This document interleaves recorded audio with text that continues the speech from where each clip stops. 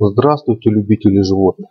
20 января произошел очень редкий инцидент, в котором участвовала дикая пума. В Калифорнии, в парке дикой природы, во время прогулки семейной пары, с которой был их трехлетний сын, на мальчика напала пума. Она вцепилась в его шею и успела протащить по земле несколько метров. Это заметил отец и бросил в нее рюкзак, в котором находился солнцезащитный крем и несколько бутылок с водой.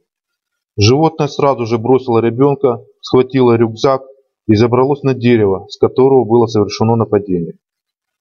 На этом все закончилось. Мальчик получил несколько колотых ран в области шеи и ссадины из-за того, что его волочили по земле. Мальчика доставили в больницу на обследование и уже ночью отпустили домой. Вот короткое видео, когда пуму сняли сидящий на дереве с рюкзаком во рту.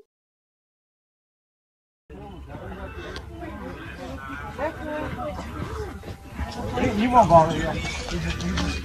You got a backpack and stuff. I've never seen anything like that. That's nuts.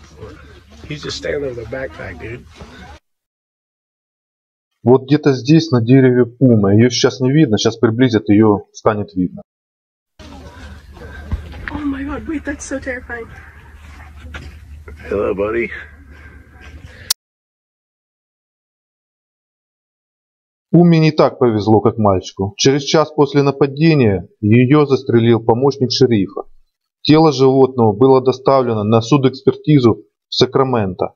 Судебно-медицинская экспертиза подтвердила, что пума, застреленная помощником шерифа округа Ориндж, когда она сидела на дереве с рюкзаком, была той самой, которая напала на ребенка. Убийство животного, которое напало на человека, это стандартная процедура, которая выполняется, когда нападало дикое животное или животное, находящееся в изоляции. К сожалению, это трудно избежать и делается в целях общественной безопасности. Это нападение является очень редким явлением, поскольку пумы по сравнению с остальными крупными кошками всячески пытаются избежать контакта с людьми, и это подтверждает исследование. Одно из таких исследований приводится на нашем сайте. Вот эта статья на нашем сайте. Тут сначала идет описание, даже ролики некоторые есть, где можно встретить пуму. Вот исследование. Пумы боятся людей. Подробно описано, даже есть вот ролик, где запечатлено, как пума реагирует на человеческий голос. Есть второе исследование. Почему пумы заходят в жилые районы. Тут даже есть ссылки на эти исследования. Почитайте, будет полезно. В Калифорнии за 100 лет было зарегистрировано 16 нападений, 3 из которых закончились смертельным исходом. В том числе случаи 2004 года, когда на ранче Уайтинга, когда 35-летний велосипедист Марк Рейнольдс был убит пумой в парке. У него слетела цепь на его велосипеде, и он опустился на землю, чтобы ее поправить. И в этот момент на него напала пума. По всей видимости, именно его поза и спровоцировала это нападение. Пума тащила мужчину с тропы и убила его. После она напала на 2 других людей, которые нашли тело Марка. Эта пума позже была выслежена и убита. Вот новость от 2018 года, когда его друзья спустя 14 лет вспоминали этот трагический случай, произошедший с Марком. Вот фотография посередине Марка и 2 друга. Это 14 лет спустя они пришли вспомнить его. Скорее всего, это место, где произошло нападение.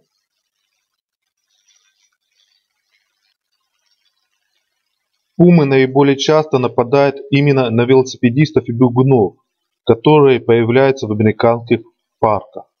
Специалисты поясняют это тем, что у пум недостаток зрительной остроты. На своем сайте мы также подробно описали случай с нападением пумы на 2 велосипедистов, которое произошло в 2018 году. Мы его отслеживали до результатов экспертизы, когда были взяты генетические образцы у пумы, напавшей на людей.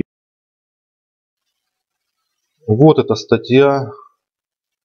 Чем интересен этот случай, что он даже озадачил матерых специалистов. Почему? Потому что пума напала днем, причем напала на 2 взрослых людей.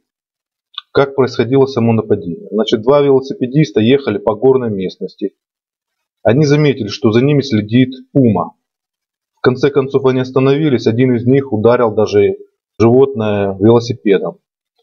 Пума посторонилась, сбежала в кусты и спряталась. Они дальше начали своими делами заниматься.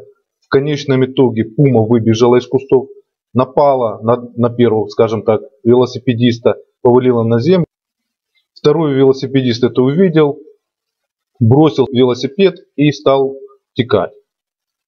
Пума, когда увидела, что кто-то убегает, она переключилась на второго велосипедиста, догнала и повалила его.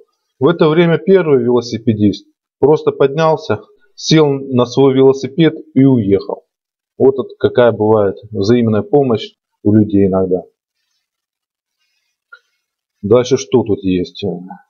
Это вот специалисты берут генетические образцы у этой пумы, ее подстрелили и исследовали, что же с этой пумой не так, почему она днем нападала.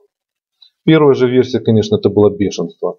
Но, как показала экспертиза, она была здоровая, только немного истощена для своего возраста. Тут это все написано. И также есть небольшое пояснение, что пумы видят контраст и видят движение. Это движение часто вызывает инстинкт погони, который помогает объяснить, почему в последние годы горные байкеры часто стали мишенью пум. С пумами нам, наверное, не суждено встретиться в дикой природе, потому что они живут только в Северной и Южной Америке. Но если вам интересно, то Калифорнийский департамент рыбы и дикой природы делится следующими советами при встрече с пумой в дикой природе. Избегайте пеших прогулок или бега трусцой, когда пумы наиболее активны, на рассвете, в сумерках и ночью. Не ходите пешком, не ездите на велосипеде и не занимайте пробежкой в одиночку. Будьте бдительны на тропах. Внимательно следите за маленькими детьми. Бездомные собаки на тропах подвергаются повышенному риску стать добычей для пумы. Никогда не приближайтесь к пуме. Дайте им путь к отступлению, не трусьте. Оставайтесь спокойным. Бег может вызвать погоню, поимку и убийство. Не поворачивайтесь к пуме спиной. Встаньте лицом к животному, шумите и старайтесь выглядеть больше, размахивая руками или открывая куртку, если она на вас. Бросайте камни и другие предметы. Подберите маленьких детей. Не присаживайтесь на корточки и не наклоняйтесь. Сидя на корточках, вы оказываетесь в уязвимом положении, очень похожем на четвероногого животного. Будьте шумными, однако говорите спокойно и не используйте высокие тона или крики. Научите других, как вести себя во время встречи. Любой, кто побежит, может послужить нападению. Носите с собой и знайте, как использовать медвежий спрей, чтобы сдерживать пуму. Медвежий спрей, как показали случаи, успешен в чрезвычайных ситуациях с пумами. Носите его в чехле или прикрепите к велосипеду. Убедитесь, что вы знаете, как правильно использовать спрей. Люди, как известно, распыляют его на свое лицо при попытке использовать его. Если пума нападает, отбивайтесь.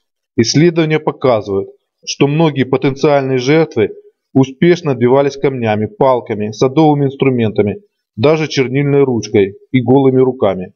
Постарайтесь удерживаться на ногах. Если вас били с ног, постарайтесь защитить голову и шею. Вот и все новости. Если вы хотите больше знать о животных, о том, как избежать их челюстей, что порой бывает смертельно полезно, то подписывайтесь на наш канал, оценивайте его и ждите свежих новостей.